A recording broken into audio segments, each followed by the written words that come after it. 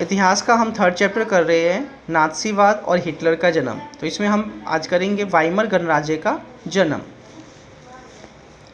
20वीं शताब्दी के शुरुआती सालों में जर्मनी एक ताकतवर साम्राज्य था। जब 20वीं शताब्दी शुरू हुई, जो 1900 से लेके 2000 तक का जो समय होता है, उसके बीच का जितना भी समय होता है उसको हम 20वीं शताब्दी के नाम से जानते हैं। तो कह रहा है जो 20वीं शताब्दी जब शुरू हुई तो स्टार्टिंग के सालों में जर्मनी एक ताकतवर साम्राज्य था। उसने ऑस्ट्रियाई साम्राज्य के साथ मिलकर मित्र राष्ट्रों, ऑस्ट्रिया के साथ मिलकर मित्र राष्ट्रों में कौन कौन से देश थे? इंग्लैंड, फ्रांस और रूस के खिलाफ पहला विश्व युद्ध 1914 से 1918 तक लड़ा। यानी जर्मनी और ऑस्ट्रिया, ठीक है ना, जर्मनी के साथ गुट में कौन था? ऑस्ट्रिया, और इस साइड जो मित्र राष्ट्र थे इंग्लैंड, फ्रांस और रूस का था। इसके खिलाफ उसने क्या किया? जर्मनी ने 1914 से लेकर 1918 तक का विश्व युद्ध लड़ा। दुनिया की सबसे बड़ी शक्तियां यह सोचकर इस युद्ध में भी कूद पड़ी कि उन्हें जल्दी ही विजय मिल जाएगी। यानी बहुत सारे देश जो है इसमें विश्व शक्तियां जो थी विश्व की, वो सभी इस युद्ध में कूद पड़े। वो ये समझ रहे थे कि हम जर्मनी को और ऑस्ट्रिया को बहुत ही जल्दी जो है वो क्या कर देंगे? हरा देंगे।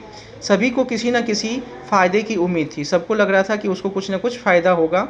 उन्हें अंदाज़ा नहीं था कि यह युद्ध इतना लंबा खिंच जाएगा और पूरे यूरोप को आर्थिक दृष्टि से निचोड़ कर रख देगा। फ्रांस और बेल्जियम पर कब्जा करके जर्मनी ने शुरुआती में सफलता हासिल की। स्टार्टिंग में जर्मनी को कुछ फ़ायदा हुआ और जर्मनी ने जो है फ्रांस को और बेल्जियम पर क्या कर लिया? कब्जा कर लिया।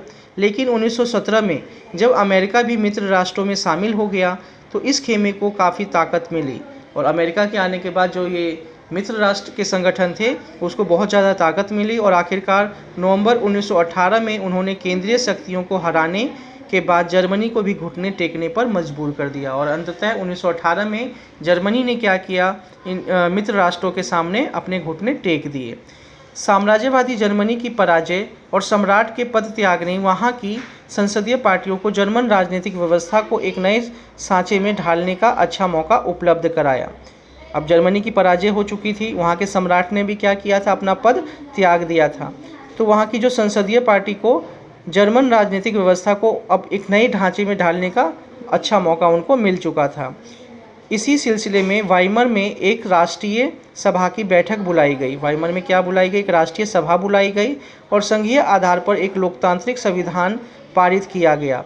नई व्यवस्था में जर्मन संसद यानी राइक्सटैग के लिए जनप्रतिनिधियों का चुनाव किया जाने लग गया। लोगों को चुना जाने लगा वहाँ की संसद के लिए।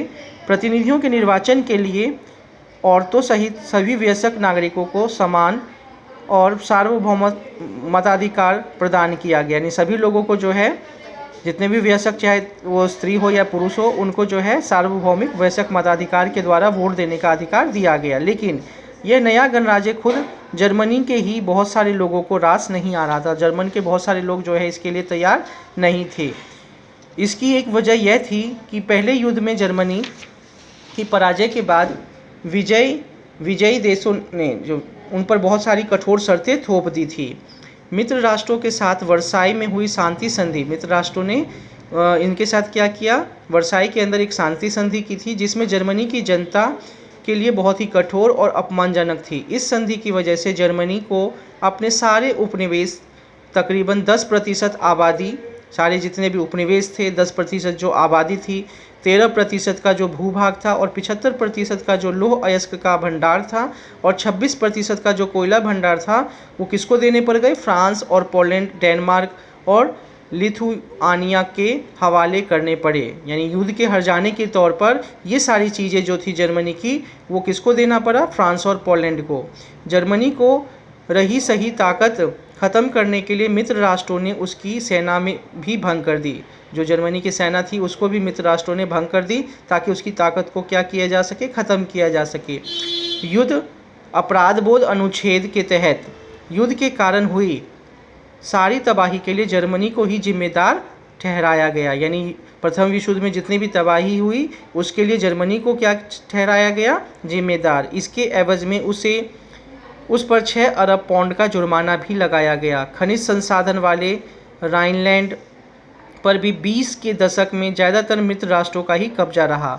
बहुत सारे जर्मनों ने न केवल इस हार के लिए बल्कि वर्साई में हुए इस अपमान के लिए भी वाइमर गणराज्य को ही जिम्मेदार ठहराया।